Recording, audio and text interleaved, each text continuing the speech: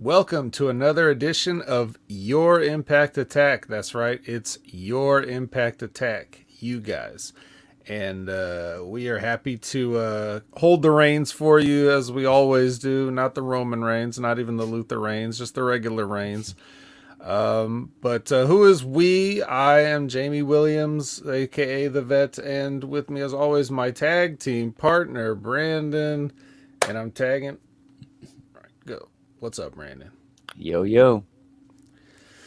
Oh boy, so yeah, this is you guys, I'm just gonna say it right off the top. If you got your questions for later on in the show, hold those and keep them ready, keep them right there in the pocket, because this ain't gonna take long to talk about this episode. So let's stall. Let's do the classic the Larry Zabisco stall. Let's do a little walk and talk. Let's try to prolong this somewhat. But we want to acknowledge the chat first, because you're the guys that's going to come with the questions, and you're the guys that are going to be listening. So who's with us live, Brandon? Live, only live. Let's see who we got here tonight. We got Buckshot Kid. We got Eat Media M5 Lab Rat taking a minute from getting tested on. We got Lizbeth. We got Javi Uchida. We got Hatebot. Yeah. Buckshot Kid. And Johnny. Johnny, you're a cream puff. That's a little Karate Kid for you guys.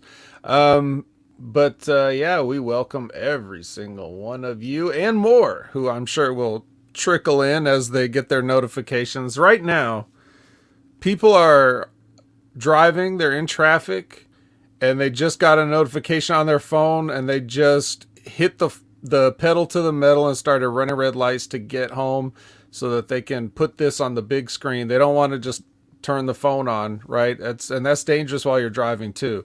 It's, so regardless of the reckless driving they're doing to get home in time, that is what's happening. I assure all of you that. But anyway, while we wait for those nice people to get home and file in and join us, thank you all for being here promptly and on time. And a couple of quick news items. A very silly one first. Okay. Well, first, let me ask Brandon. Do you got anything? Did anything happen during the week? It could be anything at all. It doesn't have to be wrestling related, but anything to talk about at all. Any news, anything. Oh, jeez. Anything interesting? Man, honestly, I really don't know. I don't got nothing today, unfortunately. That's okay. We're trying to get up out of here, so it's fine. And here's Frank. Pickle Barrel Ass has joined just since we've been saying that.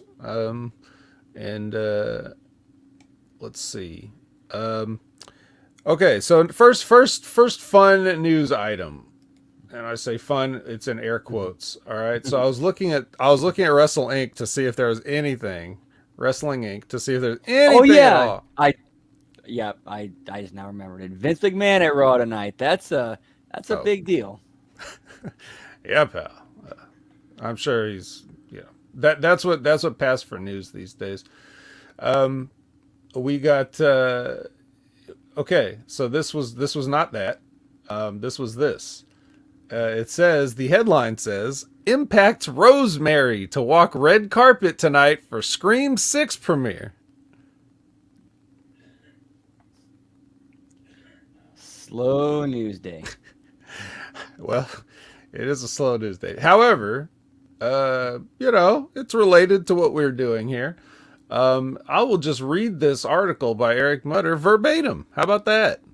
That's the kind of show we have today. When I'm telling you this episode of Impact, okay, everyone involved should be ashamed of themselves. But anyway, what were you about to say?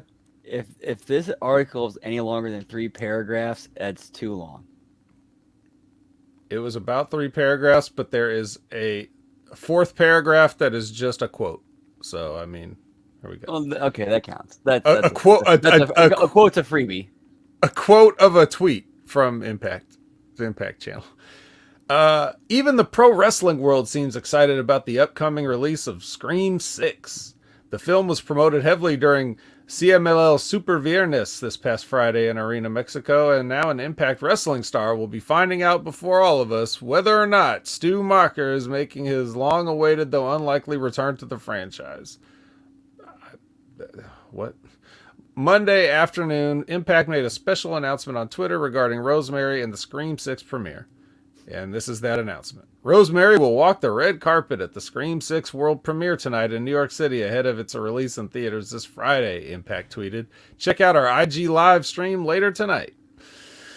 Of all the Impact wrestlers, Rosemary is perhaps the best suited to attend the premiere of Scream 6, likely due to her penchant for darker themes in the pro wrestling realm. The former Impact Knockouts champion and two-time Knockouts tag team champion sharpened that edge recently as a member of the Death Dolls, alongside Havoc and longtime rival and friend Taya Valkyrie. Rosemary has yet to comment publicly on her impending walk down the red carpet tonight. As for Scream 6, which sees the action move from Woodsboro, California to New York City, most fans will not get to see the latest installment of the popular horror franchise until Friday, when the film is released widely in theaters. The film will see Courtney Cox, Melissa Barrera, Mason Gooding, Jasmine Savoy Brown, Jenna Ortega, and Hayden Panettiere all reprise their roles from past films. So, one of the things that I always think about when I see things like this is part of me is like, hey, good for Rosemary or whatever. Yeah. Like, I don't, nothing against Rosemary. I've never had a problem with her. But now, so here comes Rosemary down a red carpet in New York City or whatever of Scream or whatever. And I don't know if anybody saw that IG live or whenever this is supposed to be.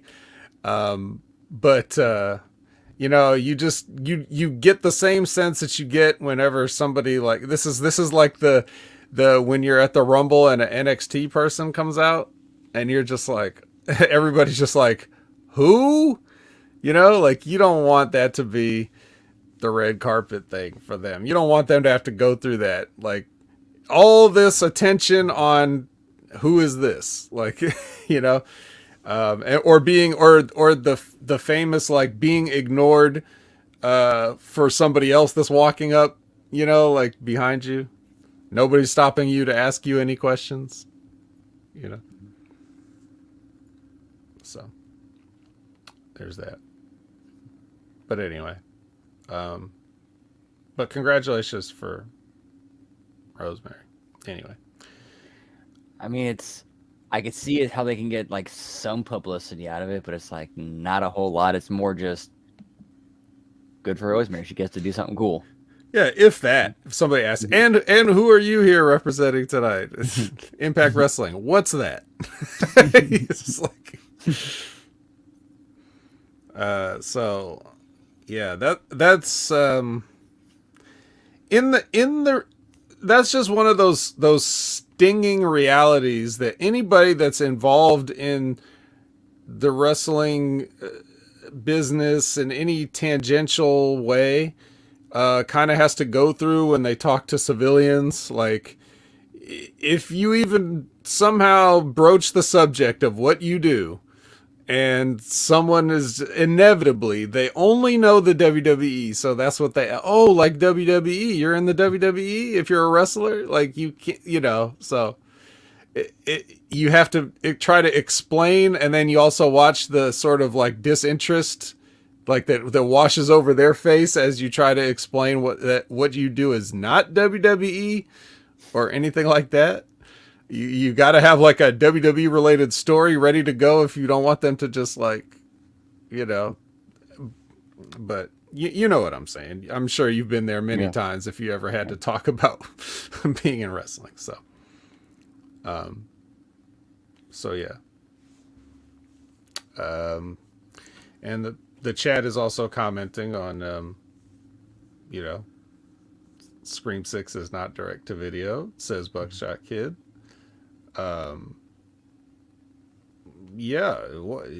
Scream 6 is a big deal, you guys. I mean, I mean, it's not so big a deal that they could stop Rosemary from walking the red carpet, but I mean, yeah, it's a big budget production. This is Yeah. like the return of Scream the last Scream 5 or whatever, but it was just called Scream again. Like, they do those reboots where it's not really a reboot, it's a sequel, but they're starting the numbering over so it doesn't sound pathetic, I guess. But now they're just back to saying Scream 6. It's very Yeah, weird. like in Halloween, how many times did they reboot that whole like canon at different points even?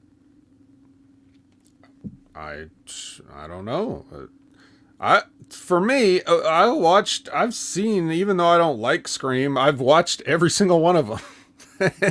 And to me, it started running out of steam immediately with Scream 3, and then it was gone for a while. And then a Scream 4 happened, and then it was gone for a while. And then this new thing happened like last couple years or something.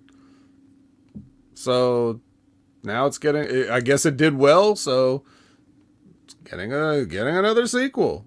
So great for Scream fans. But watching Scream 5 or whatever, I was just like, yep, this did not need to come back.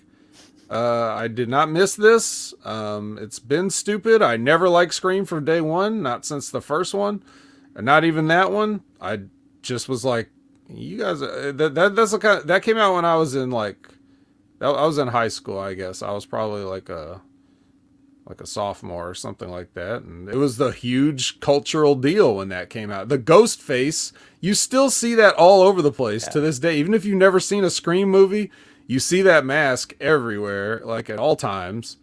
So it was a huge deal. But the movie itself, I just thought was very, very corny, like extremely corny. Um, and I did not enjoy it. But I'm wrong. Everyone else is right, because it went on to spawn 5 sequels at least. So, what do I know? I was trying to filibuster so I could look up the IG live that they were talking about, but I'm bad at multitasking, so let me do that now.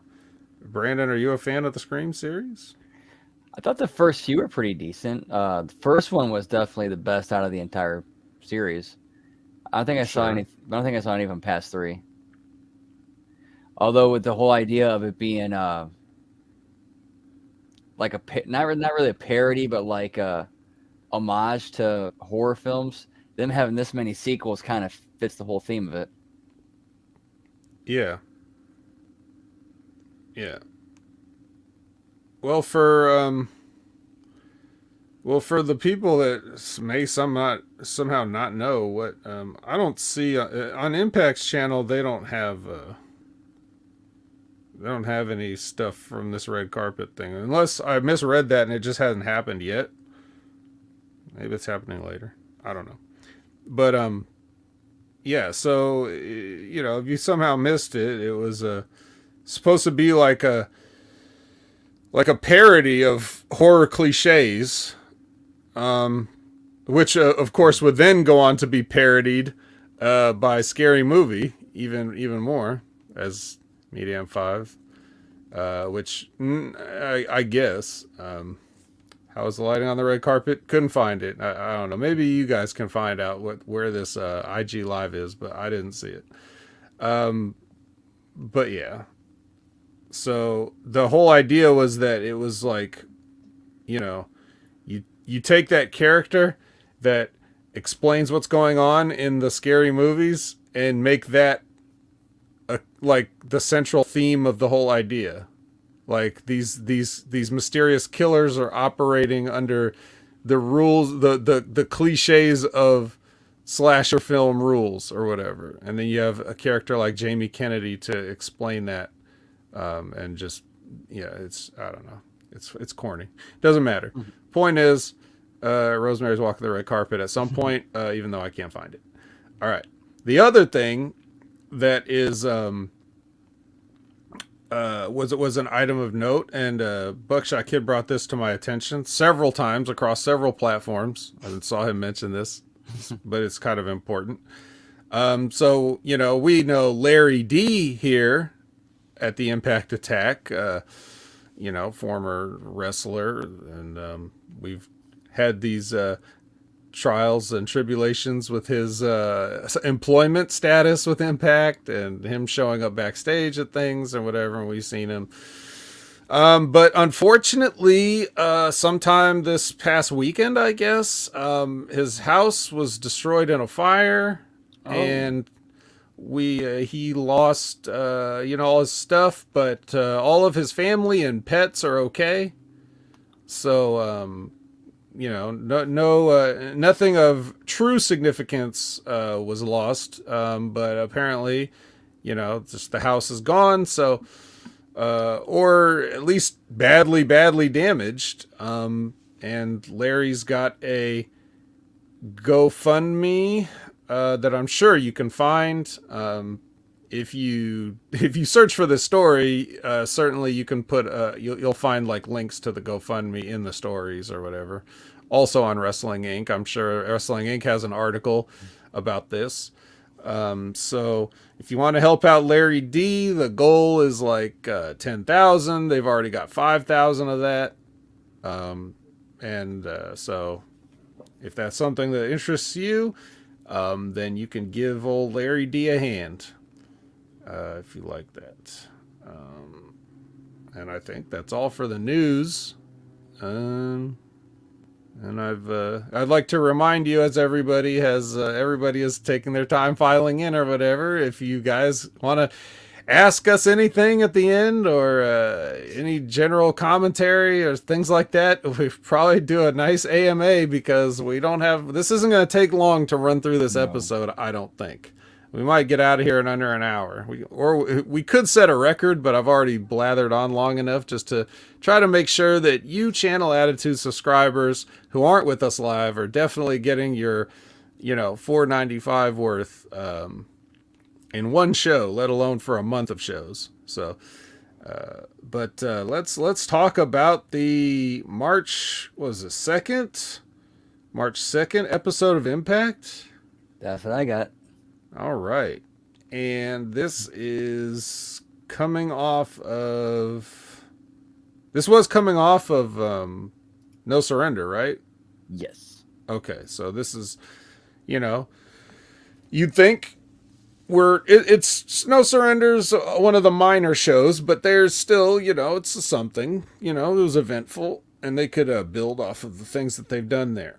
We'll see if they did that. Okay. Yeah, Buckshot Kid says great news story. Yep, I don't know. I have my sources. Anyway, we get some recap in case you missed No Surrender, and of course you did. Let you know what happened there, and then that leads into the Bullet Club's Ace Austin and Chris Bay are gonna come down to the ring. They're going to do a promo where they're bragging about their win. Ace has his I Beat Chris Sabin shirt again. It's back. If you remember this gimmick from the last time he beat Chris Sabin, where he wore this shirt that says I Beat Chris Sabin, which is a big accomplishment. I mean, he says so, and we agree because, as you know, it usually takes at least a taser and a jackknife powerbomb to beat Chris Sabin, at the very least.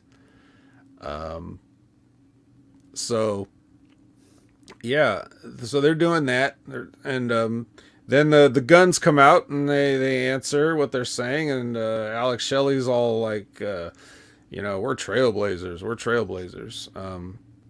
and you guys are just following the patterns. I think he said, what did he say? Something like, you're just following the instructions to put together IKEA furniture. Yep. Like, it was, yeah. It would have been a good line if he didn't stumble over his words trying to say it. But that's Alex Shelley for you. Anyway, the challenge is made for sacrifice. Some kind of challenge was made for sacrifice. But I don't know what the sacrifice challenge was about, because this match would happen later on in the show. So what were they talking about sacrifice? Did you catch that? Am I wrong? Did I mess that up? Because I swear they said sacrifice. I'm guessing maybe they're talking about having the match there, and then they had to decide to come out and say, "Hey, instead of sacrifice, let's do it tonight." Yeah, they probably did that. Good classic wrestlers booking their own matches. That's on the sports entertainment bingo card, so you can check that off right away if you want to. If you're playing along at home. Oh, we had that one. Some more of those later on tonight too. Okay, well we'll try to keep up with that. We'll see if anybody gets a bingo tonight.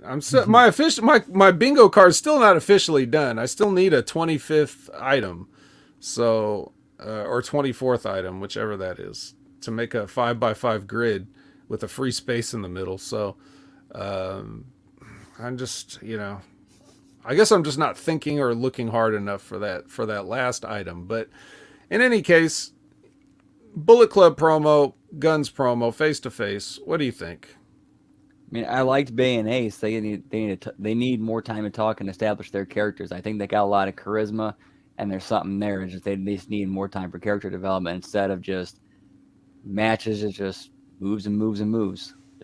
We just need more character from them. I think anyway. Well, so we need more. We need more of them, right? Their character's already fine, and we can develop that. Yeah, I mean, that's the thing. Like when you watch Impact on a weekly basis, like as we do, I assume that a lot of Impact fans, some of them probably are hardcore fans that won't miss anything, but I bet that a lot of people are still like cool to miss an episode here or there. They're just like, oh, I'll catch it when I catch it or whatever, or I'll keep up with it. So we're not getting the consistency that we need for the characters that we like. Every time we see something that we like you and I'm talking about now, we see something and then we might have to wait 2 or 3 weeks to see it again. Granted, they have their own ideas of what they want to get over and who they want to push that may not line up with ours necessarily. And it looks like they really don't line up with ours necessarily most of the time. But instead of getting the Bullet Club guys doing promos, we get, whatever else we don't need that's all over the show that we can't get away from. I'm sure I'll think of more examples as we come across it. But yeah, so these two guys are gonna match up later tonight, and we'll see how that goes in the main event. Next is Shane Haste with Gia, no music underneath, cutting a promo. Now this is probably, I'm gonna take a guess and say that Brandon has not seen a Shane Haste promo before. And so this is his first taste of the Haste. What were your impressions of Shane Haste in this? Man, that was a rough promo. It was rough. Okay, explain. It just came across like really badly, like cliche wrestling stuff. Okay. All right. All right. I don't know. Some of the delivery was just, it just fell off to me. I mean, some people might have liked it. That's cool. To me, it just felt kind of, So, nobody wants Colin. Let's just say that right off the bat, as he's saying, what does everybody want? Colin. But Colin's here, so we acknowledge. Is the Australian guy from something, is what Hatebot says. Yes, the Australian guy is from something. You may have seen him as part of what were they called? Well, they're from the Mighty Don't Kneel, which is an Australian faction. Then they came to NXT, and so he and his partner Mikey Nichols were TM61, and they had a run there, and then Mikey Nichols left, and then Shane was left on his own, and then that's when they put the gimmick mask on him, and he became Slapjack. Get me Slapjack from Retribution. Yes. So most you people have never even seen his face because you missed him in NXT and just saw him when he was, firebombing generators and stuff on Raw or whatever they did. Yeah, Slapjack. This is Slapjack. And now he's back with TMDK, which is newly formed over in New Japan. And, even though Bronson Reed has moved on to, or Jonah, excuse me. That's how Impact fans will remember Jonah. Jonah's now on Monday Night Raw every week. We see him, and he's part of that group too. Those guys stay a group no matter where they work or who they're with or what their names are. Like, they've got that bond or whatever. So Shane Ace back with TMDK, who've added Zack Sabre Jr., the New Japan Television Champion, to their roster. So it's an interesting look for the group now. But here he is in Impact, because obviously Impact and New Japan are doing an exchange of talent recently. And we got that cross promotion show, so it makes sense to have a cross promotion match, just kind of sell it. Yeah. So there you go. And he's so ever since Slapjack though, the promos that he's been doing are like he's brain damaged, I guess. It's the best way to, like, he's trying to make it seem like he's not right in the head. Okay, now it makes sense. Now that makes sense.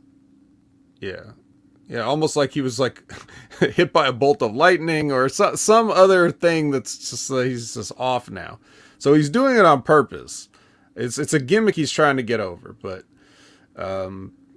whether it works or not is up to the audience to decide. Okay, I did not know that was a gimmick. Now that makes total sense. Okay, would you like to reevaluate your your thoughts on his No, yes, 100%. It's now it makes total sense. I thought that was much better. Like, if he managed to get me to think that was legit, you did a great job, man. Okay. Yeah. And let's move on to the next. Well, they go from one person with yes, Colin. He was the one with the paper plate on his face.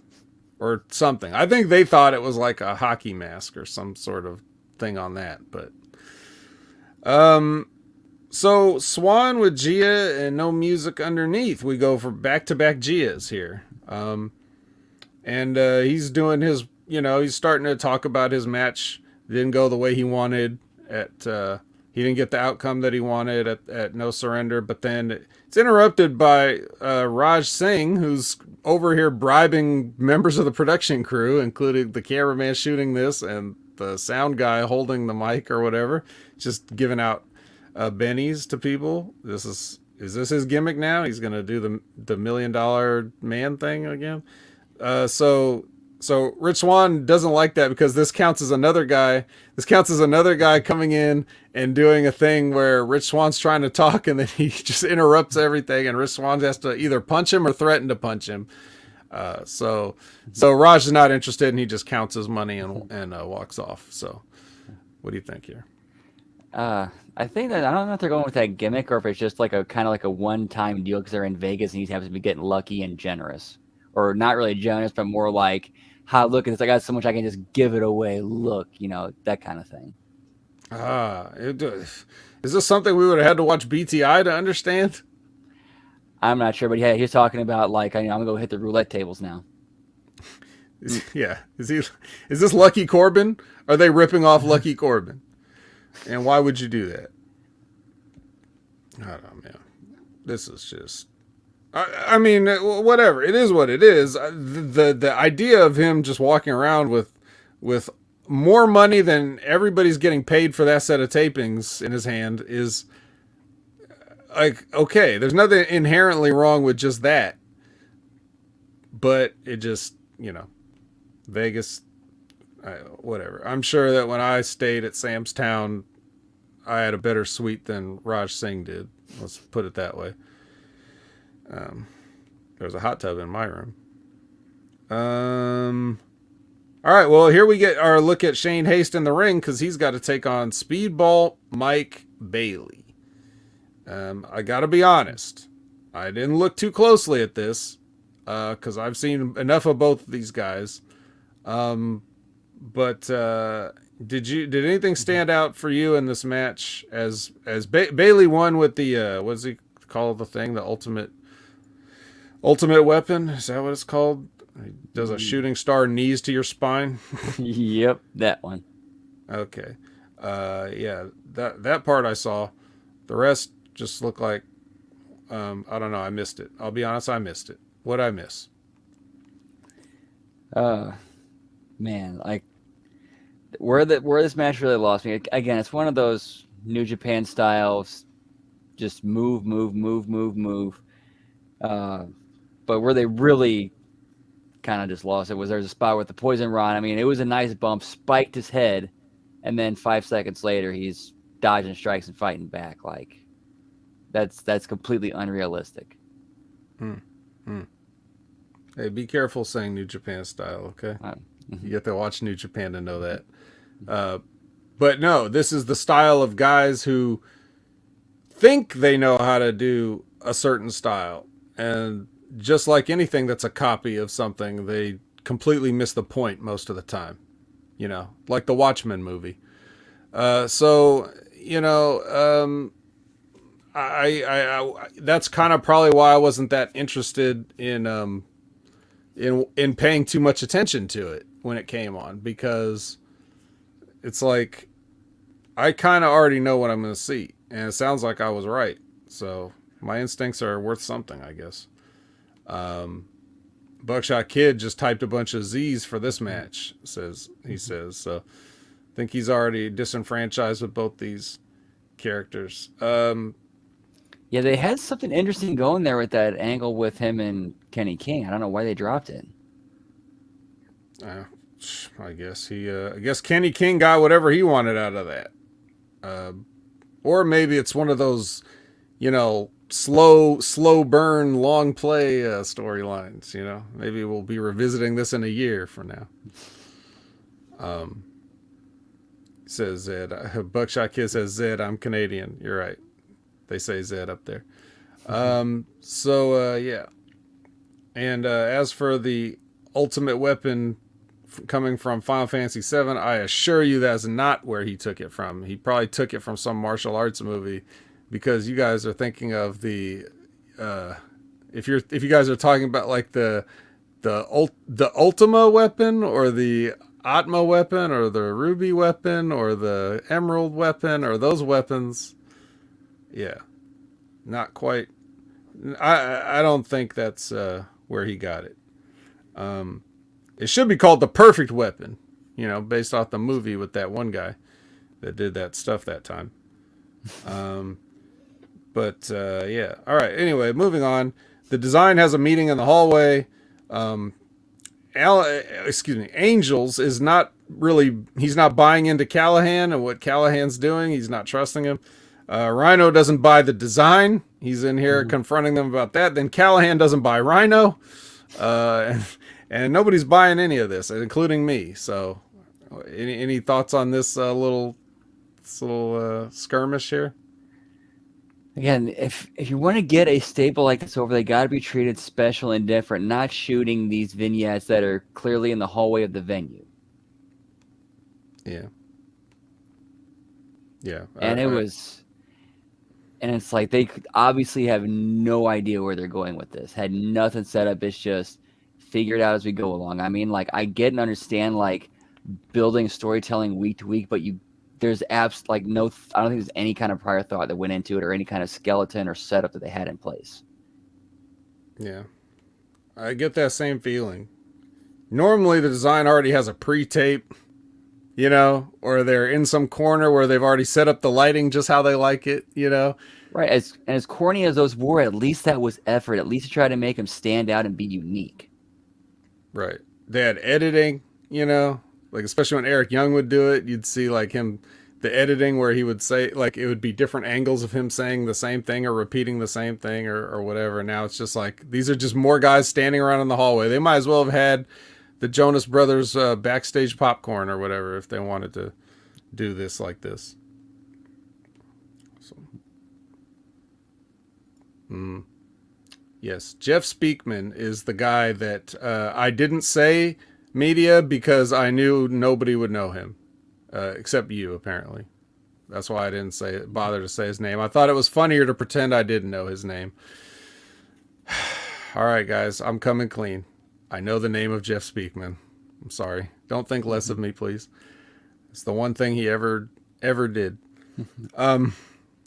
So next we get Kenny King. We mentioned Kenny King already and how he should maybe still be involved with Speedball right now, but instead he's been sidetracked because he's getting into it with the Kushida protege, the Jet, Kevin Knight. So here's Kevin Knight's chance to, stand out and make an impression.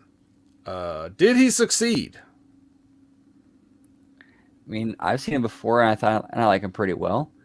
I just the 50-50 booking. Like, I think they could have got more out of actually having Knight go over in this and do something more with Kenny King and more storyline possibilities with him going under and just kind of being on a bit of a losing streak, rather than just him kind of like, all right, let's just give him a win over this guy to help promote the pay-per-view and get him back on track. When you can still go the other way and get the same thing, get the same things, and just make it different and be more unique and creative, and still get what you want to accomplish, which is promote the pay-per-view and get somebody over. Right. Well, I guess my only pushback, which is not really a pushback, it's just more of an explanation. Kenny King, it's their job to get Kenny King over. It's not their job to get Kevin Knight over. Kevin Knight doesn't work here. Kevin Knight works for New Japan. So anytime they take an opportunity they can beat another company's guy, they're going to do it. And New Japan is going to offer up guys and let them know, oh yeah, you can beat Kevin Knight. Please beat Kevin Knight. Because he's still in that portion of his career where him getting wins is not a priority for the company right now.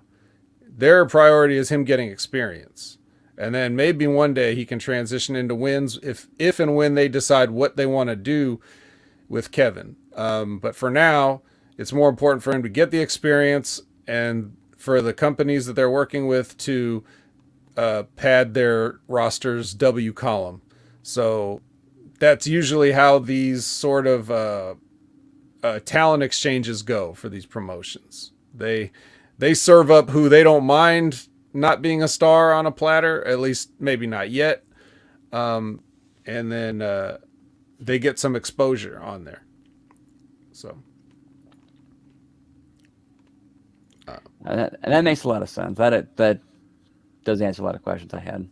Yeah. Now if Kevin Knight was working as under contract with Impact Wrestling, then he should also be pissed about Raj Singh flashing all that money around. But also then you could look at something like, okay, maybe we want to get this guy over somebody. And they could bring in that other tall kid that they've been bringing in to do jobs or whatever. They could put Kevin Knight over him, But that's not what happens here. What happens here is Kenny King grabs Kevin Knight off the top rope and hits the royal flush on his ass.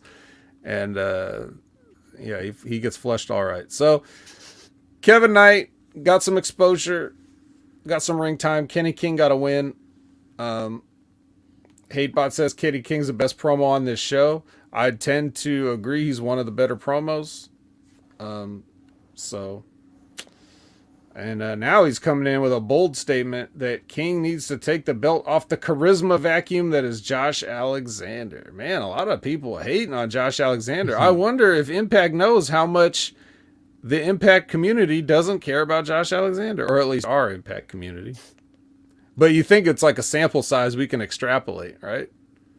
Like, if a few people in our chat of just a few people really don't like Josh Alexander, what do the majority fans think? Do they also think that he's not worth it? Or are they just happy to, in their mind, just see good wrestling matches? It's hard to imagine a fan that just out of context and out of hand just wants to see like a certain type of wrestling match. My brain can't process things like that. And even if it once could, it no longer can, just because of everything. Everything I've experienced in my life. So, I don't know. I can't do it. But maybe it is. Maybe those people that just get on Twitter and get in fights with everybody who complains about wrestlers that they think should be doing something different, whether it's promos or they're complaining about too much blood in matches, they're complaining about too many flips in matches, and then you got these other people coming in to argue and start fights about how these guys are all great. I don't know what goes through their mind. Do they just do that? Just is their gimmick just to start fights on social media, and they actually don't even watch this stuff? They just see clips and they think that guys are good based on a look or just like a few highlights that they've seen? Or are these guys really sitting and watching every match in these companies and saying, man, I sure do love seeing the same match 8,000 times from different people? I don't know. I would like one of these people not to come on the show. Let's do that. But I would really like to know what the mindset is. Like, do these people even exist? Is this like a wrestling match version of fake outrage, where you just calmly tweet something, you don't even care, but you're just doing it because it'll rile people up and get you impressions and interactions and stuff like that, but you really don't have a personal stake in it, and then just so people can claim later that you're a snowflake and that you're so mad and all this stuff when you're really just typing a couple things on your phone and then put it down and went back to whatever you were doing. I mean, anyway. Disco Inferno's admitted he likes to poke the bear from time to time. Yeah. As for Josh Alexander and you guys' impressions of him, this is sometimes what you get. Where you have a guy who was part of a tag team. Well, there you go. Hatebot enjoys gaslighting. But that's exactly what you are. You're a hatebot. So it wouldn't make sense any other way. You had a tag team, the North. All right. You had Ethan Page and you had Josh Alexander. So they were kind of like, one guy was the personality and the other guy was the hard work. That's kind of what it looked like. And it worked. They had a cool name. They had a cool chemistry, I guess. I mean, I didn't care, but just from what people said, they really enjoyed that. Then you do the thing where you split the tag team up. Now, I don't remember now how they split them up or whatever, but, usually that's what people want. They want to see a breakout star. And quite frankly, both the guys are Canadian and Josh Alexander is the one that stayed. So maybe this is like a loyalty reward program or something. Like, hey, you get a run with the belt because you didn't leave. I don't know. Not really sure. But yeah. I don't know. Anyway, a little more speaking of a little more walk and talk, a little more padding, a little more stalling. There you go. That's me at work. I had half an energy drink so I can kind of function. A battle in the valley. Boobies. That's the John Cena. John Cena's on Monday Night Raw, so that's a timely comment. Battle in the Valley footage of Kushida and Josh to kind of like explain what happened. There was a little run in there and their 6-man tag or whatever. And so Josh is with Gia and no music underneath. And then randomly, now this part's stupid, right? Josh Alexander is got this thing with Kushida. So he challenges Kushida's whole team to a 6-man tag and he doesn't even have any partners. He's like, I challenge you guys and me and just whoever else wants to be my partner. This is literally what he said. Why would you do that? Why wouldn't you just challenge Kushida and then if you want to have a 6-man tag, you have Santino make it the 6-man tag. That's what you do, but you don't make him. Yeah. Mm-hmm. Yeah. With the Undertaker. So now you've got,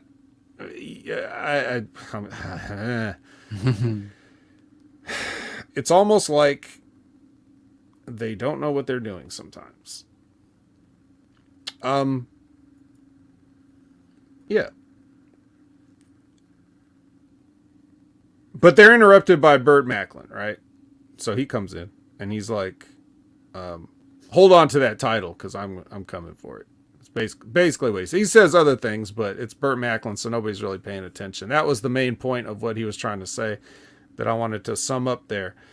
All right, so we talked a little bit about Josh Alexander here. He does this promo here with Gia. You know, he makes this challenge, but that's the way it was given to him and told to do. It's not his fault. So the booking idea, I'm not blaming on Josh Alexander, but you know where do you stand on the Josh Alexander? I don't think he's uncharismatic. I just don't think he's doing anything that people find particularly exciting. Like, I think everybody expects every wrestler to be Dwayne The Rock Johnson in 1999 when it comes to doing a promo.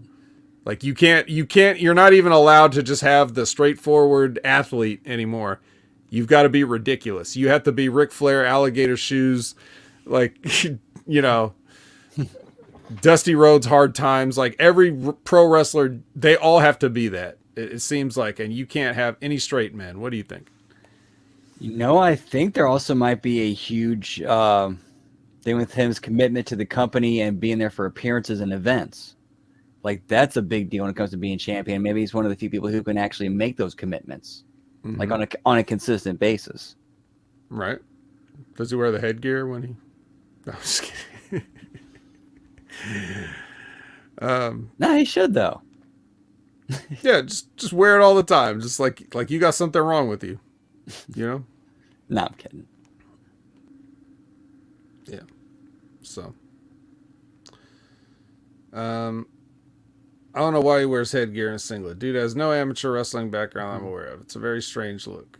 I mean, are you aware of anybody's amateur wrestling background? Lots of guys have amateur wrestling backgrounds. Just nobody cares.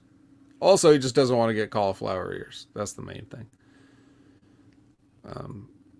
Liz says Josh is like the monotone teacher talking to the chalkboard. I don't know about that. He's just Canadian. Leave him alone. He's fine.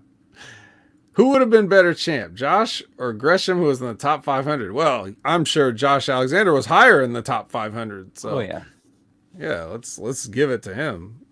And he doesn't need to bring his rolled up copy around with him for bookings. But yeah, what were you about to say? I'm actually pretty sure Josh was in the top 10, wasn't he? Probably, certainly the top 20. All right. Now, it may sound like I'm trying to defend Josh Alexander. I'm just being fair. Personally, I don't get that hyped up to watch his matches and stuff like that.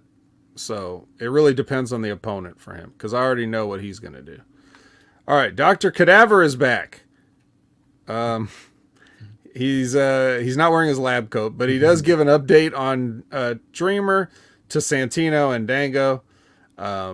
Bully walks in to hear the news, and then he makes jokes about Tommy Dreamer, and then he also makes death threats, like saying if he's gonna live, then he can make it so that he won't. So there you go.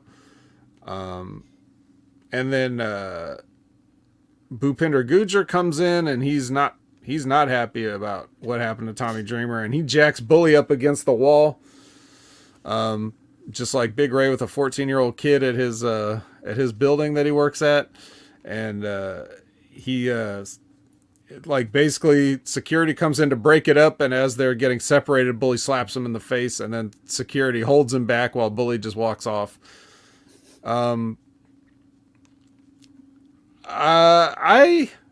Dude, whatever with the rest of this stuff. But Bhupinder Gujar, I thought he thought this was a shoot. Like, I believed him. He looked very upset about Tommy Dreamer, very distraught. He looked very angry when security was holding him. Like, I believed him. I believed Gujar here. So, hats off to him. Yeah, and then the way he was like also screaming too, like "I'll kill you, I'll kill you." Like, all right, so that's two people making death threats in the same pre-tape. Cool. Yeah. Yeah, but when you scream "I'll kill you" at a guy, you know, you don't mean that's a cliche. It's a figure of speech. Bully Ray was insinuating that Tommy Dreamer's health was in question. He could finish the job. So I don't know, but yeah.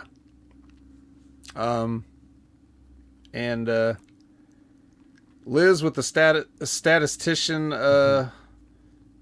angle here. She's the statistician. Gresham was 10. Alexander was 14. That is outrageous by any measure. Just gonna say that. And she also adds that it's when you hug them and you whisper it in their ear that you really mean it. I'm gonna kill you. Yeah. All right.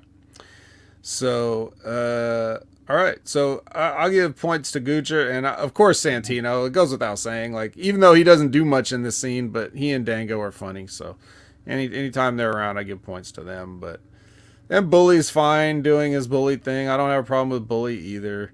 It's just, I don't know. Just I see things in these where it's like if I was taping these things, I'd be like, cut. All right, try this little thing here. I'd be making these little tweaks. So yeah. And Labrat says, as long as they don't say that in the NXT parking lot, you should be safe. That's true too. All right. Anything else on this whole little backstage deal? No, I also thought this was probably Gujar's best performance, at least on camera, or in the pre-tape. Yeah, he's a no nonsense wrestler. Yeah.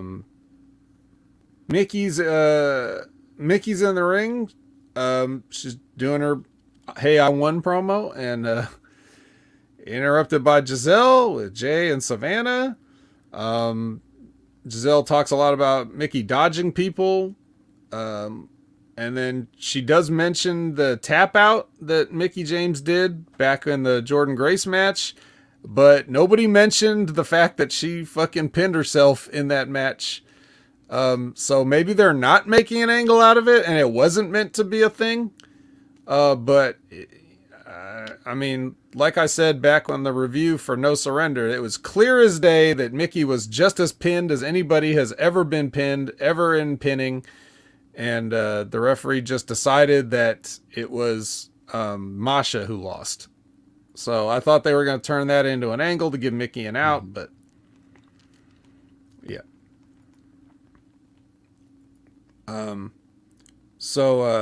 Anyway, then Mickey's like, well, if you got a problem with that, then why don't you challenge me? I mean, so Giselle's like, I'm not dressed, is basically what she said.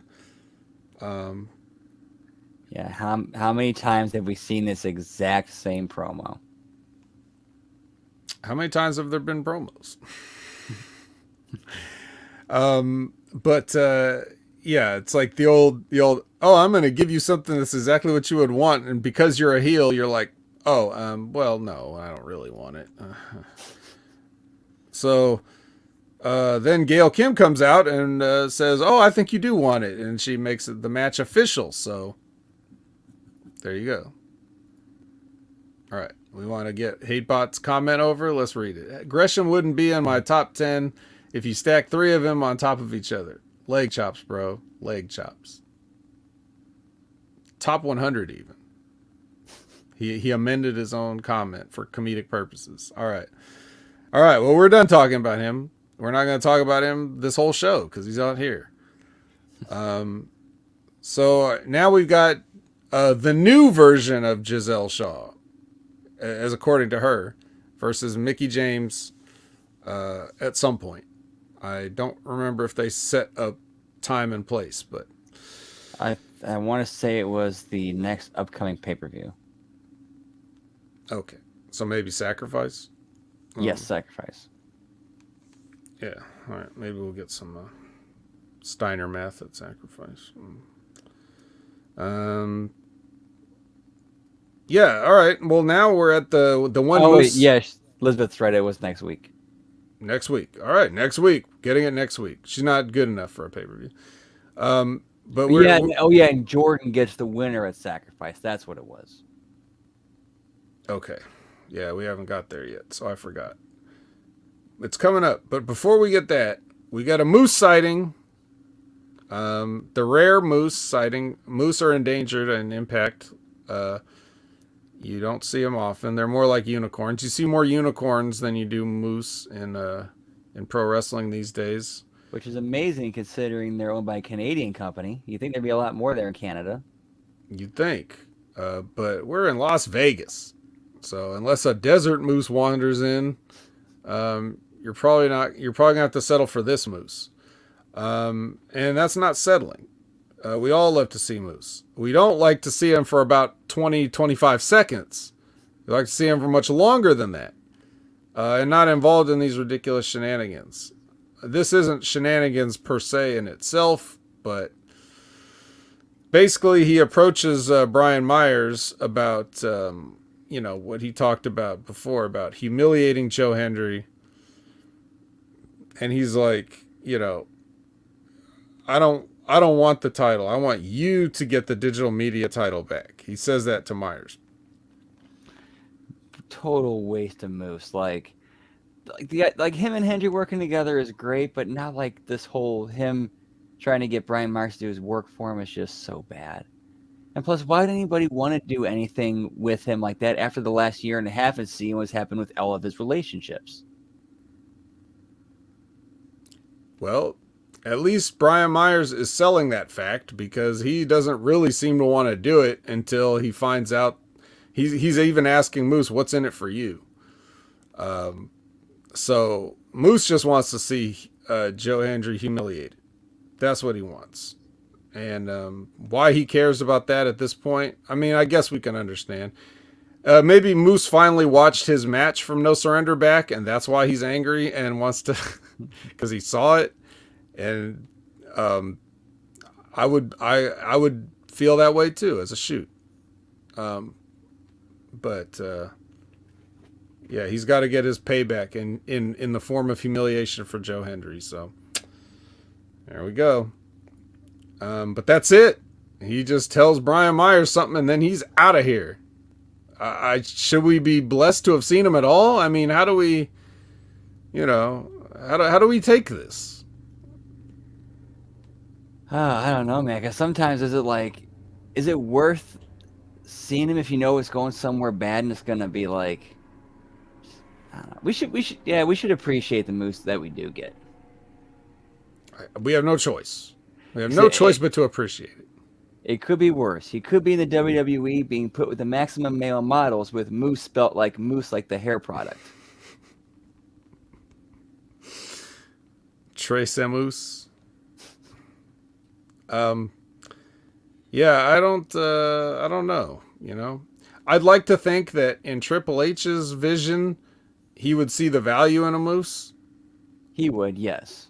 But I also realize that he's already juggling a lot right now of how is he going to use everybody. Even though somehow Monday Night Raw is a slog every single week, and yet there's plenty of people still not getting used. So if everybody was booked like here's the problem. And I'm not going to go off on too big a tangent. Let me just say that right. But I'll just make this point that I've made probably 100 times since I started podcasting. If the most important thing that wrestling needs to do is stop, I've talked about the hot shotting, and hot shotting's not just in terms of like angles, where we rush through stuff and, stuff that could take weeks and we do it in minutes. I'm not just talking about that. I'm also talking about the fact that there is no gravity or repercussions to anything that ever happens on the show. When somebody beats up somebody backstage, there's no mention of it and they move right along. You would think, like, if NFL players got into a fight in the tunnel, like during the game or something like that, like that would be a big thing that would constantly be getting reported on and updated. It's like guys would get fined, suspended. You'd see the announcers talking about it for a little bit, like, this is why this person's not playing right now because, he punched the other guy in the back or whatever. Like, you can't lay Tom Brady out with a lead pipe and then just get to go back on the field. It doesn't happen. So we just accept this as a matter of course. And if it doesn't matter to the wrestling program, it doesn't matter to the fans. And if it doesn't matter to the fans, they're not going to spend money. And if you're not going to spend money, then if the fans aren't going to spend money, then your company's going to slowly die until it gets absorbed by a mega corporation and shuttered. Okay? Ask WCW how hot shotting worked out. Anyway. Indeed. Yeah, so what was my point of saying that? It was, I forget what prompted me to say that. It doesn't matter. Yeah. It and Hatebot has an excellent point, because he says Anthem's got the money. These companies, like, they have money. Anthem has a lot of money. Anthem could easily, instantly put on a show, if they were just funding it directly, they could put on a show on the same production level of WWE and AEW. They may not have the experienced people that they wouldn't get the experienced people to run it, but they could afford a better looking show if they wanted to, but they don't. It's the same reason people make horror movies so popular, because it's low budget, high return. You're going to have a movie that costs nothing to make, and then a bunch of people are going to go see it because people like to go on dates, and girls like to get scared, and guys like their girls to get scared and grab their arm and all this other shit.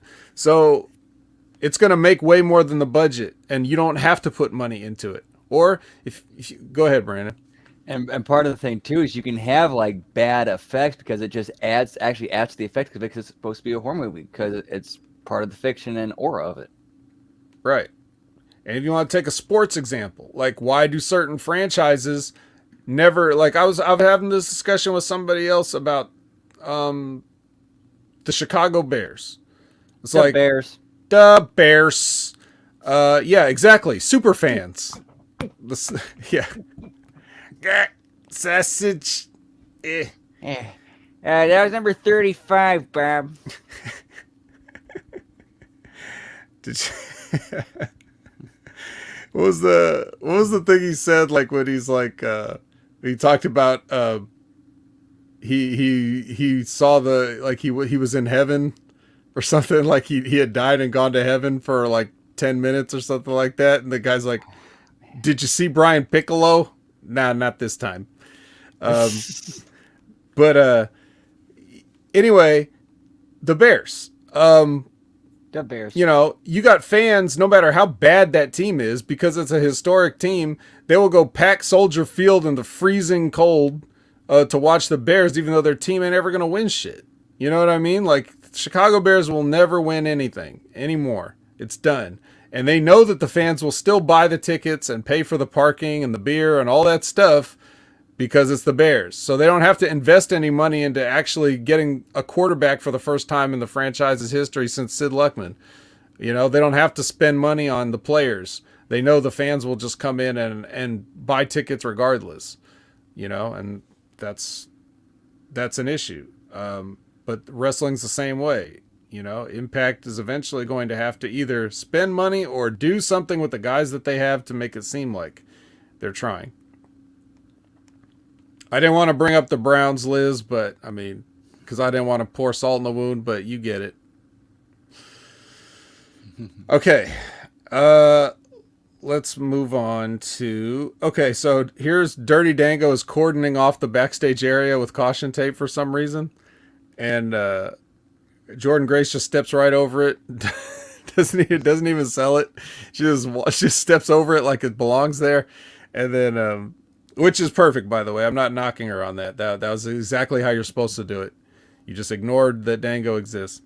And then she asked for a rematch, which we talked about. She says like whoever's the winner, she's gonna get her rematch at Sacrifice. So then Ziki and Swinger come in and they're pleading their case about how it's impossible for anybody to win 50 matches in a row, and this is the whole thing's a setup. And then Santino's like, to be fair, I'll give you you can pick anyone on the Impact roster, anyone at all. If you think you can get a win. So we're going to see where that comes from. I don't know what constitutes an Impact roster, but I'm sure we're going to see some more comedy in the very near future here. So what do you think about this as you slowly pass out? I think it's works out just fine. Sorry. We're on Jordan Grace, right? Jordan Grace and the Ziki and Swinger mostly. I like the idea of the bring. I'm wondering where they're going with it. I think there might be some kind of demon interruption is where I think they're going with it. Another demon interruption? I mean, they're back in Vegas. You gonna make him dress up again? Maybe they filmed a bunch of backstage stuff all at once and they're just saving it, right? Maybe that. Could be too. Because I ain't putting all that shit on twice. Let me tell you that. If you're going to put me in the full demon getup, dude, we better... Hey, I'm sticking around for today. We better film all my shit right now. That's basically it. All right. Yeah, they already blew the Horowitz load. Yep. Can't be Horowitz. Also, he's not on the Impact roster, to be fair. Next is Trey Miguel. And he's behind on his tag. Yes, he is. Versus PCO. This really wasn't a match, but did you have anything on the previous segment before we move on to this? I'm sorry. Nah, I mean, it was... I wish I would have like a little bit of a tease of an idea of what they would have had. Just a little something to kind of think, okay, what kind of options do we have here?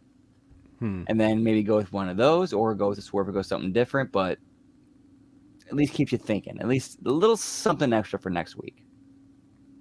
Yeah. Well, I was thinking, would it be better to not show anything like they did and keep you wondering so that you'll watch and see who is it going to be? Or if you tease it and then people go, oh, that's it? All right, I don't care. Like, is that... That risk is always there. Yeah. Is it worth the risk? Yeah. So, I don't know. We'll see. I mean, we're watching regardless. So, we're not even part of this conversation. All right. So this, like I said, this is barely a match. Fat Eddie with the shovel just comes in like a couple minutes in and just gets this whole thing. Security comes back out again. So they're on the ball tonight. More guards. Yes, we got them. There's more guards than ever. More guards than the roster. Come out here. And then PCO shrugs some of them off and then he dives on the rest of them. And Eddie escapes through the audience. So we're still not done with Eddie and PCO.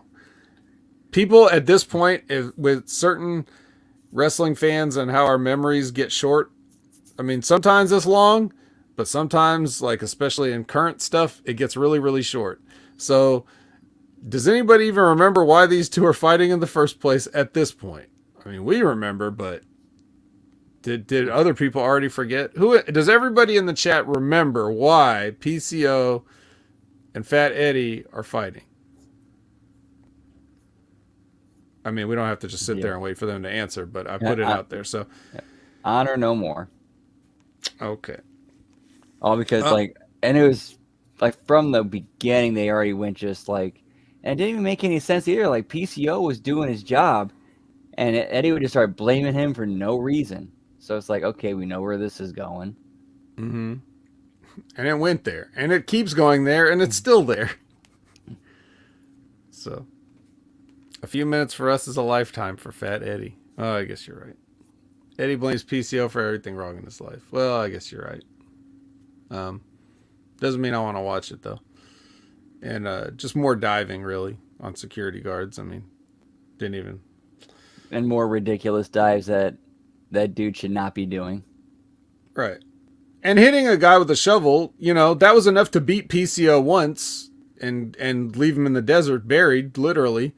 But now it's just enough to get him irritated. I mean, what? Huh? Okay. All right. You can, if anybody's watching live, you can see the facial expressions here on my co-host that just it tells the whole story. But yeah. Hatebot says PCO needs to seriously stop doing that dive. He did it twice, and I held my breath because it looks like he's going to land right on his neck every time. He's not going to stop. He's not going to stop. He can't. It's his only gimmick now. He reinvented himself as a gimmick of an unkillable monster. So you can't just have regular matches anymore. You have to do things that hurt you. He's literally come up with a gimmick that's probably worse than Mick Foley's. Like that. This is way worse than Mick Foley's because he's more athletic than Mick Foley, so he does more dangerous things. Mick Foley did a lot of things that had the appearance of danger, and then he could take like a really nasty bump once in a while, and it messed him up. But he also had other things like incredible, skills on the mic and very intelligent and thoughtful with all of his matches and angles and things like that. This guy is just like, human car crash. He falls off stuff, sometimes athletically, but you make it a point to do like a flipping senton to the apron constantly. That's not something you could talk somebody out of. It's not like he's some young kid who's like trying to get over, or he knows exactly what he's doing. He's doing it on purpose. It's the only thing he does. It's all he can do now. So he painted himself into this corner, and he knew exactly what he was doing the whole time.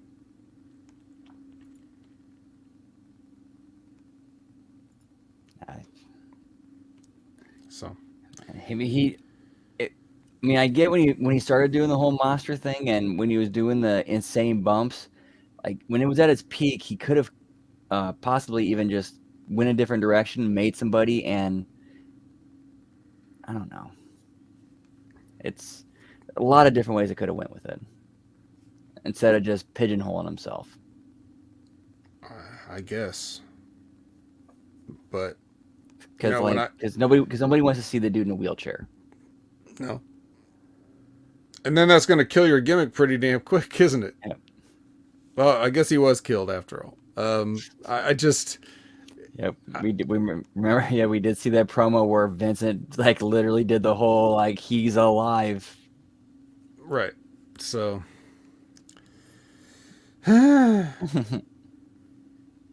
Anyway, main event time.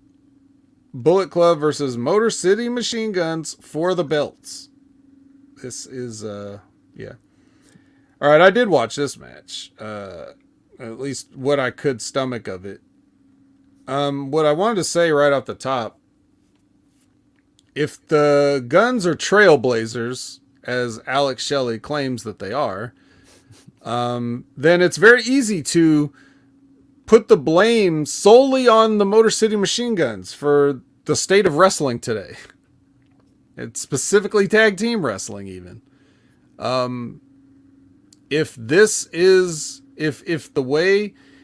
guys are trailblazers and everybody else is putting together IKEA furniture based on them, then everything that sucks about wrestling is their fault. Easily. Everything was perfect before 2006. But now, Now that they've come along, they've ruined everything. So I just wanted to start by saying that. And as if to prove my point even further, Alex Shelley is still doing that thing where he's like licking his hand before he chops a guy, which I've said multiple times. That's more of like a ladies thing, don't you think? Right. And even then, I don't want to see anybody doing it. Yeah, even when Trish is doing that, still kind of like, really? Yeah, I mean, you would think that for Trish, the way to do it, you would just do one slow lick, right? But she's just like, yeah, now. So even that looks stupid. Just, I don't know. Must be the adrenaline that really just gets them pumping and wants them to lick their hand. But yeah, so he's still doing that. But then both machine guns actually chopped the post. So that was funny. Like, I hope it hurt. But it probably doesn't, though. It just stings a little bit when you chop the post. But, you know, maybe one of these marks actually hit it really hard and hurt themselves. I would take some small pleasure in that. But yeah, I mean, we're talking about, like I said, the state of wrestling here, tag team wrestling, where what's a tag? Who needs that? Just come in whenever you feel like it, constantly, and stay in there as long as you want. As long as your spots are not finished, just stay in there and do whatever you want. Bury the ref, bury the gimmick of the match, bury your opponents, bury everything. Bury yourselves. Just do whatever you want. That's the Machine Gun way. They're pioneers. They're trailblazers. Nobody was doing this before them. Every tag match was perfect before them. And now it's like this. So, yeah, that's what we get. You know what else we get? New champions. Because it doesn't matter how many times you double team and stay in the ring. If the finish is you get beat, you get beat.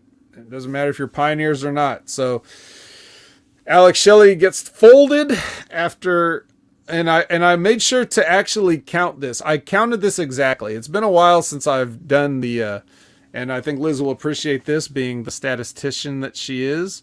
It's been a while since I've done something like this, but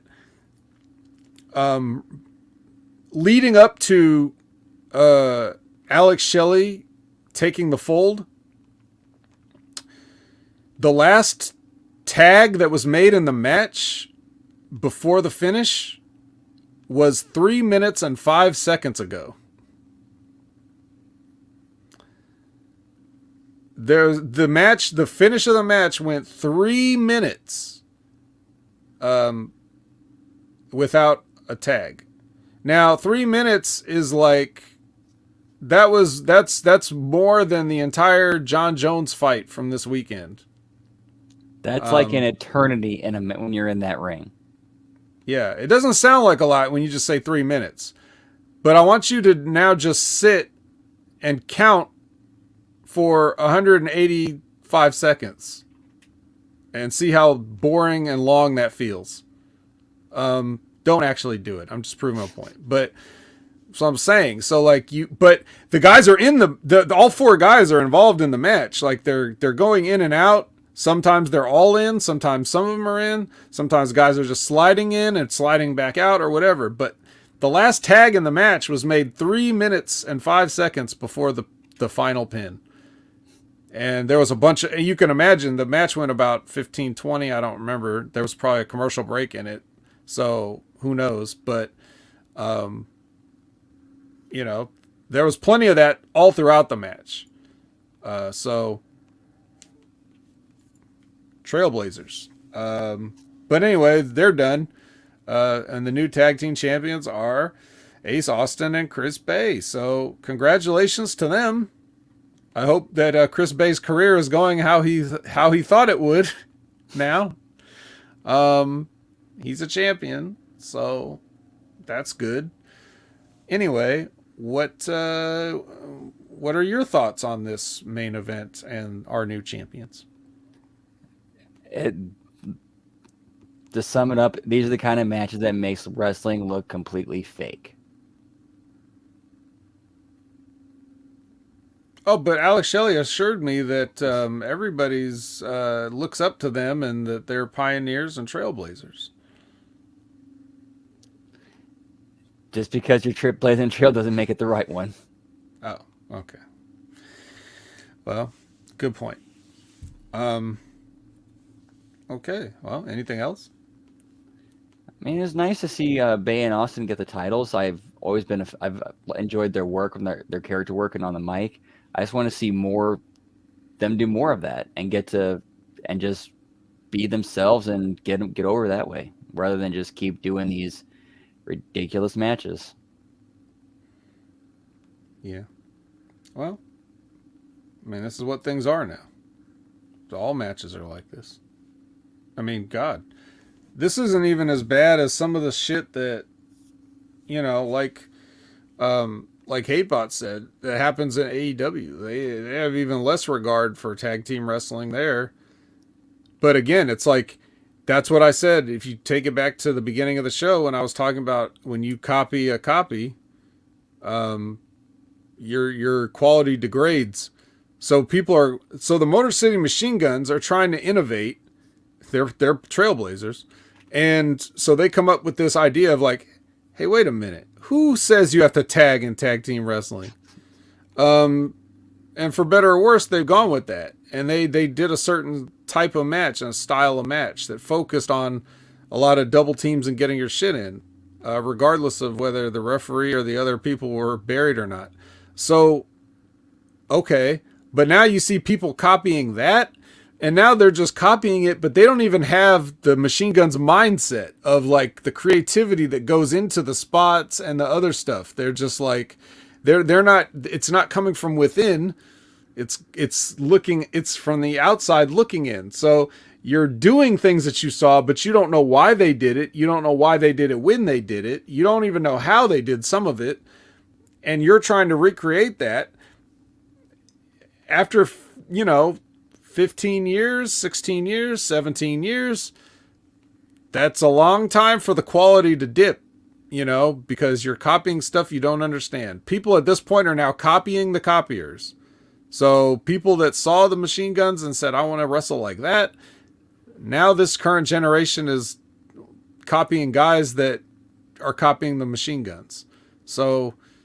And the Young Bucks too. Oh God. Like they started all this. Probably they were probably the first copiers. Oh, I'm actually been watching the old TNA. I'm at the point where they're having that feud between that. It was actually those two teams, Machine Guns and the Bucks. Yep. And they were doing all this stuff. Generation Me, for those of you who don't remember back that far. Although I thought their heel character work during that time was pretty decent. Look, say what you want about the Young Bucks, and I have, but they know what they're doing, and they're doing it on purpose. They chose to purposely make a joke out of wrestling. They know how to do it right if they want to. They know that much, but they don't. That's their entire gimmick. So, fuck them. That's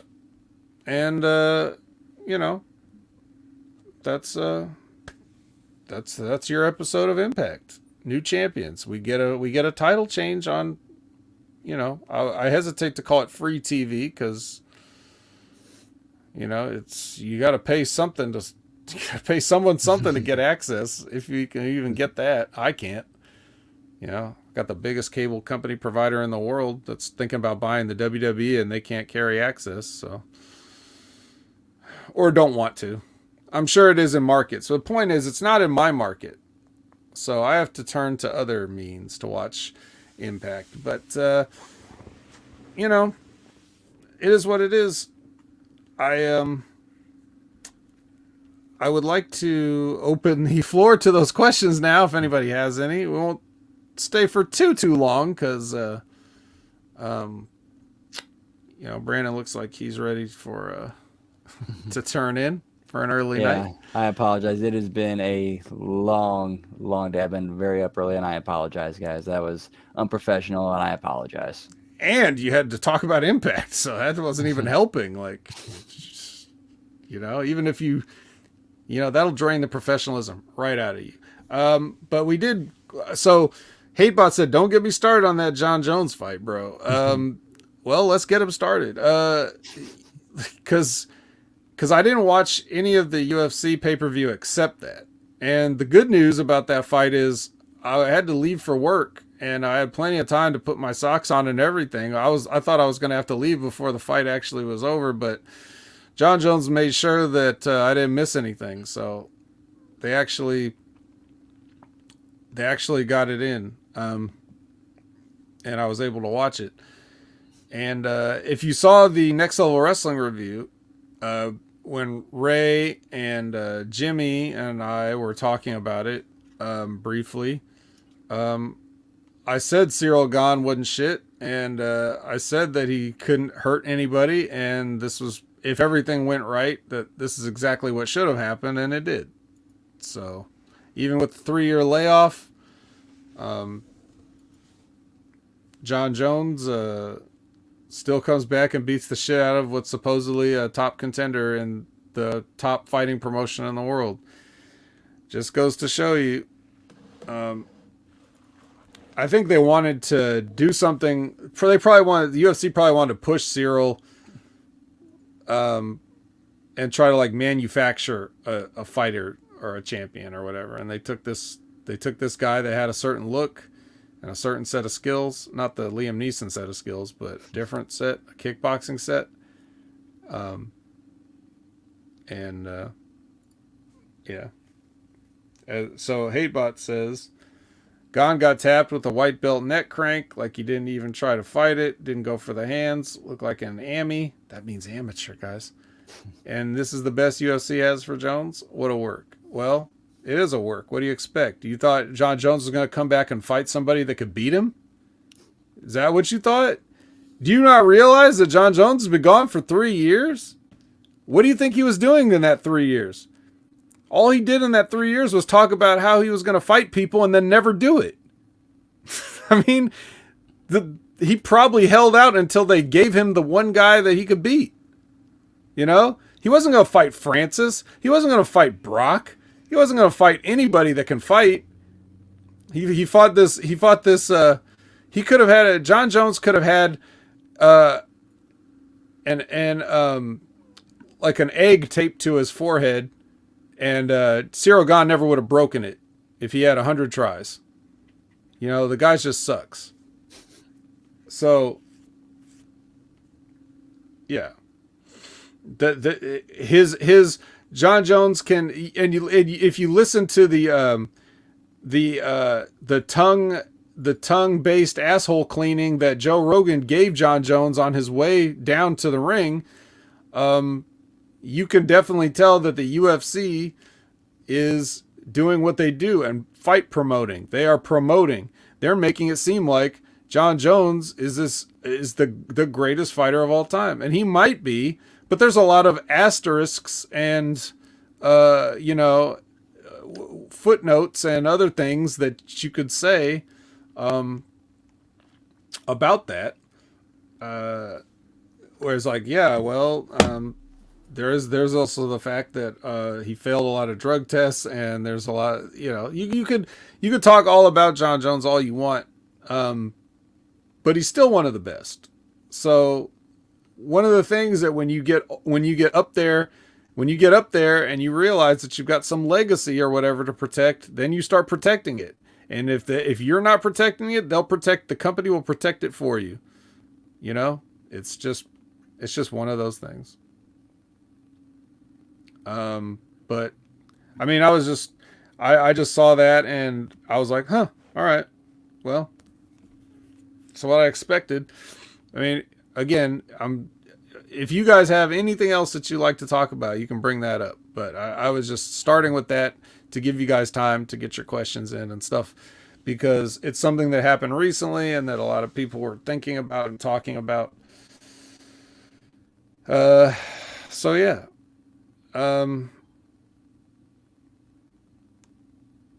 What is this here? Liz says Jay made his choice. What does that mean? I wonder. Is there breaking news? Liz, are you breaking news in cryptic manners? Old when they aired like a 10-minute pre-tape for Shevchenko, and then she got choked out trying to do spinning shit. Wasn't that? Doesn't her? Yeah, doesn't doesn't she do that ballerina twirl or whatever as a win pose? I think, isn't that her? So that's kind of funny. Um, yeah. So trying to think if there's anything else that has happened recently over the weekend. And thoughts on the AEW pay per view? Well, Brandon, I don't think you got to. Did you get to check out any AEW pay per view? I did not, but I read that MJF put out another profanity laced promo. It's like trying to do another one of these little scrum blow ups again. It's like, guys, you're not going to recapture the magic of that first one. Nah. But what else is he supposed to do? That's what he would do if he were there, and he is, so he does. Then there was also the thing about him throwing the cup of water or whatever it was. Oh yeah, the clear liquid on the kid. I mean, the kid was taking a nap. MJF was just trying to wake him up. Well, I don't see what the big deal is. But yeah, AEW pay-per-view. It was there was a lot of bad finishes on it. Stuff I didn't like, stuff that didn't make sense, stuff that if you look at the card top to bottom, you wouldn't have a normal person would not have done things the way they did. Too much bleeding, unnecessary bleeding. I'll give you an example of finish that don't make sense. All right, first of all, let's look at the Hangman Page. Hangman Page and Jon Moxley had a Texas death match. All right, what's a Texas death match? Texas death match is every fall you have 10 seconds to answer the 10 count. So it's like it's a last man standing match is a variation on that, where you don't actually have to take a fall. It's just if you can get up or not. But Texas death is you get pinned or submitted, and then you have to get up in 10 seconds. That's the gimmick. Well, they don't do that. They basically do a last man standing match in AEW, because there's guys getting counted to 10 and they don't even get a fall. Okay? And then, wait, Brandon, that's not even the best part, because we didn't get to the finish yet. I mean, forget all the, the Hangman wrapping barbed wire around himself to do a moonsault, or just all this other corny, deathmatch bullshit, or using a fork, which is like, that's what I love about wrestling. Like, they don't even get it. You want to talk about copying and not understanding? Guys used to do matches like this, and it's one thing if Abdullah the Butcher brings a fork with him and has a fork. But a lot of times guys would use what was laying around, because then it looks spontaneous and realistic. But if you can just bring whatever weapons you want, why would you choose a fork? Why wouldn't you just bring a gun? Just shoot Hangman Page. Just shoot him with a gun. There's no rules. So anyway, he signed a waiver. Yeah, we all know what's up, So anyway, the finish, Hangman Page gets a chain, wraps it around Jon Moxley's neck, and hangs him on the, like his namesake. It's something he used to do with a rope back in the day when he still carried a rope. But yeah, he hung Jon Moxley over the top rope with the chain and choked him, and Jon Moxley tapped out, and that was the end of the match. You cannot tap out in a last man standing match. You got to answer the 10 count. So what were they counting to 10 for all the other times in the match? That's the kind of shit they would get bitched about when WCW did it, by the same fans that are praising it. Yeah.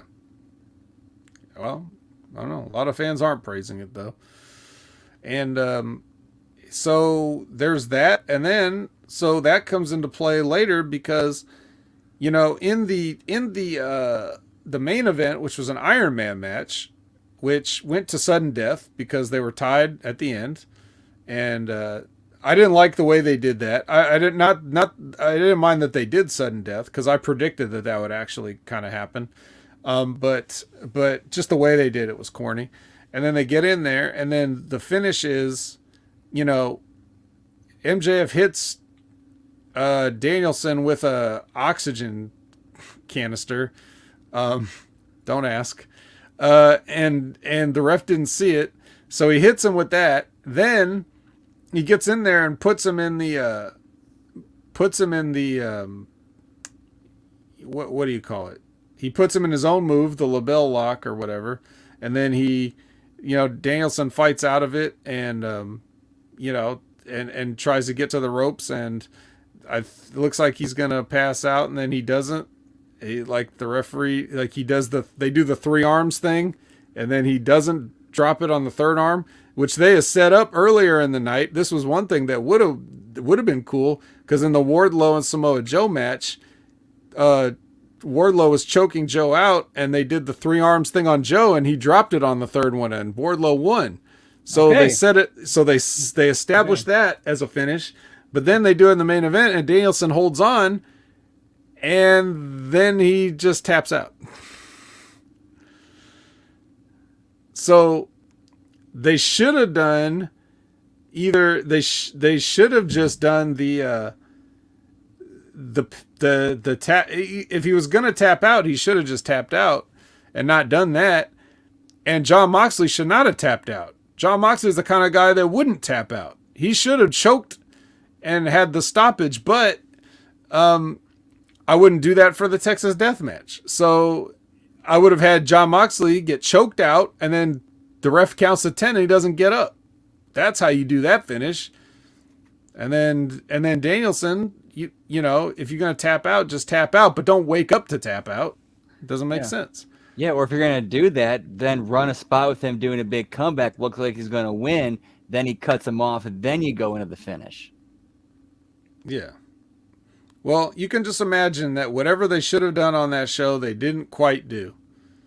But I will praise the main event, because MJF and Danielson worked their asses off, delivered a great match. It's not their fault. Maybe it's their fault the finish sucked, because I don't know if they had any input on it or whatever. But if they did, it sucked. And if they didn't, then everything else that they did on they held up their end of the bargain. So enjoyable Iron Man match.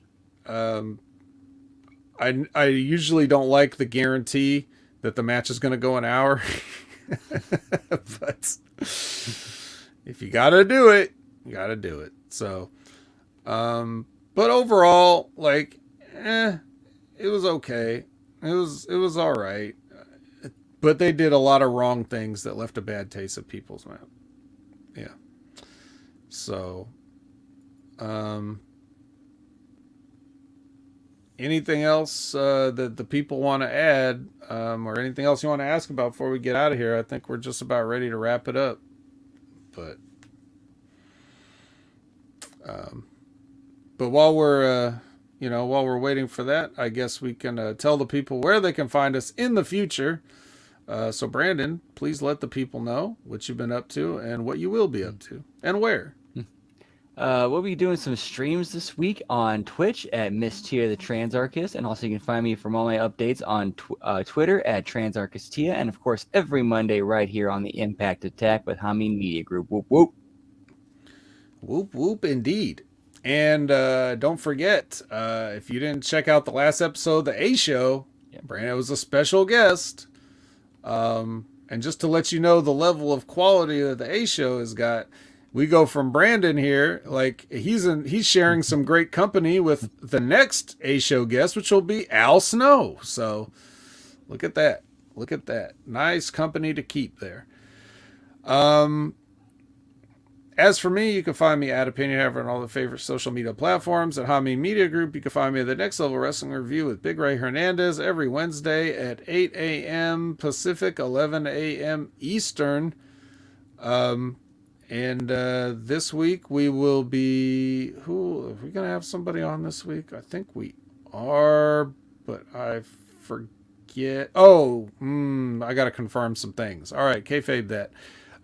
So anyway, check us out because it's gonna be great no matter who is or isn't on. And then, of course, besides the Impact Attack, which you already know, you can find here every Monday at 6:30 p.m. live Pacific or 9:30 p.m. Eastern. Um, Sometimes you can find me on Wrestling with Rib Rogers, which they recently had an anniversary show that I was on. We had a lot of people calling in and talking to the show, and such people as Mike Mondo, Vic the Space Lord, and Impact's own Deanna Parazzo and Santino Marella, Ben Hameen. We had so many wonderful people came in to celebrate the anniversary.